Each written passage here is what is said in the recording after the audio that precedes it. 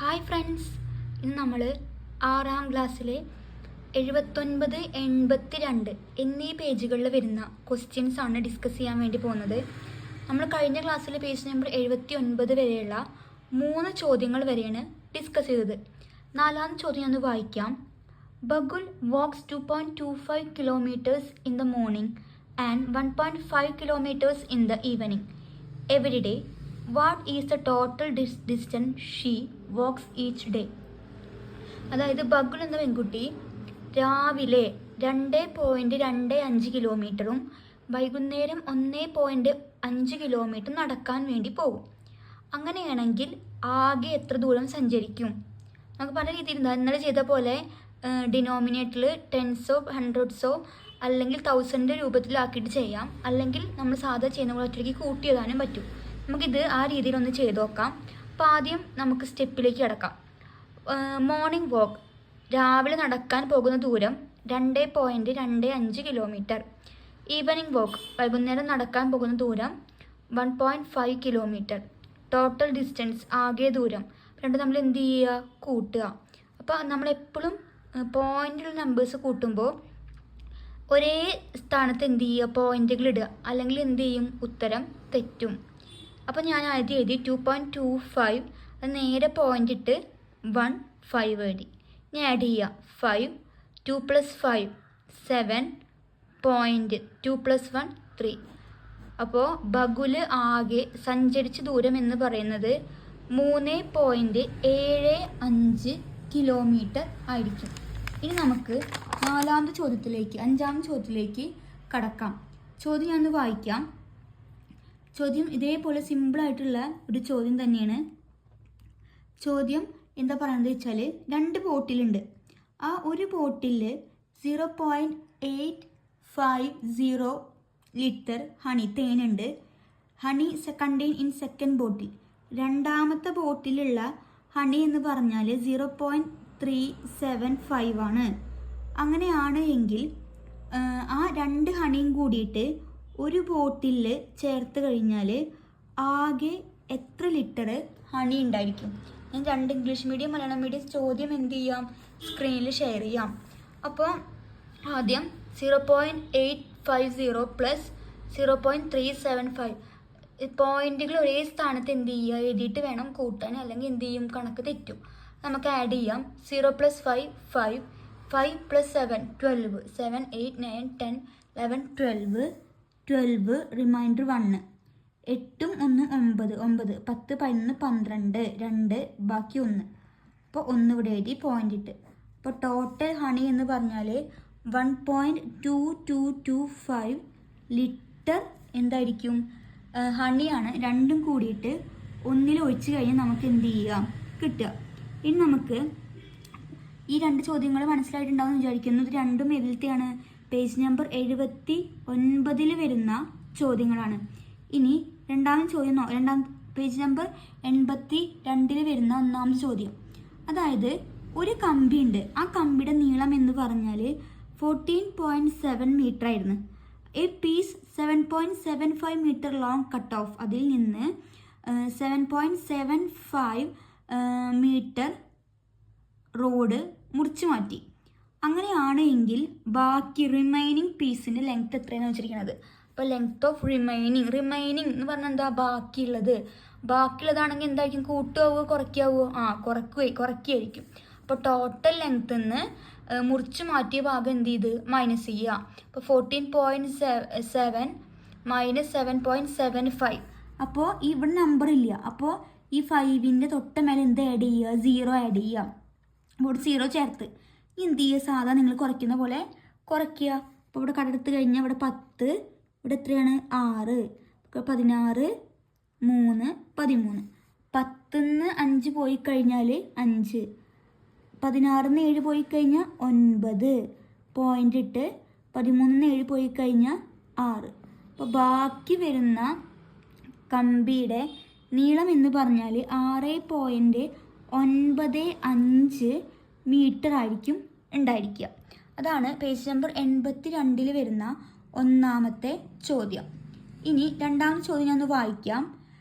There was 38.7 7 kilogram of rice in a sack and 12.350 kilogram of this is used up. How much rice remain in the sack? അതായത് ഒരു ചാക്കിൽ ആകെ 38.7 kilogram അരിയുണ്ട്. അതിൽ quantity of rice used ഉപയോഗിച്ചതിൽ നിന്ന് കുറച്ച് അരി എടുത്ത് ഉപയോഗിച്ചു. എത്ര ഉപയോഗിച്ചത്? 12.350 കിലോഗ്രാം അരി ഉപയോഗിച്ചു. അങ്ങനെയാണെങ്കിൽ അതിൽ ബാക്കി എത്ര കിലോ അരി ഉണ്ടായിരിക്കും? അപ്പോൾ നമ്മൾ എന്ത് ചെയ്യുക? ക്വാണ്ടിറ്റി ഓഫ് റിമൈനിങ് റൈസ്, ബാക്കിയുള്ള അരി. അപ്പോൾ സാധാരണ നമ്മൾ മൈനസ് ചെയ്യുന്ന പോലെ മൈനസ് ചെയ്ത്. അപ്പോൾ നമുക്കിവിടെ എന്ത് ചെയ്യുന്നത്? എങ്ങനെ എഴുതുക? 38.7 മൈനസ് 12.350 ആണ്. അപ്പോൾ ഇവിടെ 2 നമ്പേഴ്സ് ഇല്ല. അപ്പോൾ നമ്മൾ മേലെ എന്ത് ആഡ് ചെയ്യുക? 0 ചേർത്ത് കൊടുക്കുക, എന്നിട്ട് സബ്സ്ട്രാക്ട് ചെയ്യുക. ഇവിടെ കടെടുക്കാൻ മറക്കരുത്. അപ്പോൾ ഇവിടെ 10, ഇവിടെ 0 നിന്ന് 0 പോയി കഴിഞ്ഞാൽ 0. ഇവിടുന്ന് കടെടുത്ത് കഴിഞ്ഞാൽ ഇവിടെ എത്രയായി? 10. 10 നിന്ന് 5 പോയി കഴിഞ്ഞാൽ 5. ഇവിടെ കണ്ടെടുത്ത് ഇവിടെ 6. 6 നിന്ന് 3 പോയി കഴിഞ്ഞാൽ 3 പോയിന്റ്. 8 നിന്ന് 2 പോയി കഴിഞ്ഞാൽ 6. 3 1 പോയി കഴിഞ്ഞാൽ 2. അപ്പോൾ ആ ചാക്കിൽ ബാക്കിയുള്ള അരി എന്ന് പറഞ്ഞാൽ 26.350 കിലോഗ്രാം ആയിരിക്കും ഉണ്ടായിരിക്കുക. ഇതാണ് പേജ് നമ്പർ 82 വരുന്ന രണ്ടാമത്തെ ചോദ്യം. ഇനി മൂന്നാമത്തെ ചോദ്യം ഞാൻ ഒന്ന് വായിക്കാം. മൂന്നാമത്തെ ചോദ്യം, the perimeter of a rectangle is 24 cm and the length of one side is 6.4 cm. What is the length of other side? അതായത് ഇതൊരു ചതുരം. ആ ചതുരത്തിൻ്റെ പെരിമീറ്റർ എത്രയാണ്? 24 ആണ്. അതിലെ ഒരു സൈഡ് നമ്മൾ ക്വസ്റ്റ്യനിൽ പറഞ്ഞിട്ടുണ്ട് 6.4 ആണ്. അങ്ങനെയാണെങ്കിൽ അനദർ സൈഡ്, മറ്റേ വശം എന്തായിരിക്കും എന്നാണ് ചോദിച്ചിരിക്കുന്നത്. നമ്മൾ ക്വസ്റ്റ്യനിൽ പറഞ്ഞിട്ടുണ്ട് പെരിമീറ്റർ അഥവാ ചുറ്റളവ് എത്രയെന്ന് പറഞ്ഞിട്ടുണ്ട്? 24 സെൻറ്റിമീറ്റർ. നമ്മൾ പറഞ്ഞിരിക്കുന്നത് എന്താ? ഒരു സൈഡ്, വൺ സൈഡ്, ഒരു വശം എത്രയെന്ന് ക്വസ്റ്റ്യനിലുണ്ട്? 6.4 സെൻറ്റിമീറ്റർ. അങ്ങനെയാണെങ്കിൽ മറ്റേ വശം, അതായത് ഒന്ന് ലെങ്ത് ആണെങ്കിൽ എന്തായിരിക്കും? ബ്രെഡ്ത്ത് ആയിരിക്കും. അത് നിങ്ങൾക്ക് ഓർമ്മ ഉണ്ടാവുമെന്ന് ഞാൻ വിചാരിക്കുന്നു. അപ്പോൾ അനദർ സൈഡ്, മറ്റേ വശം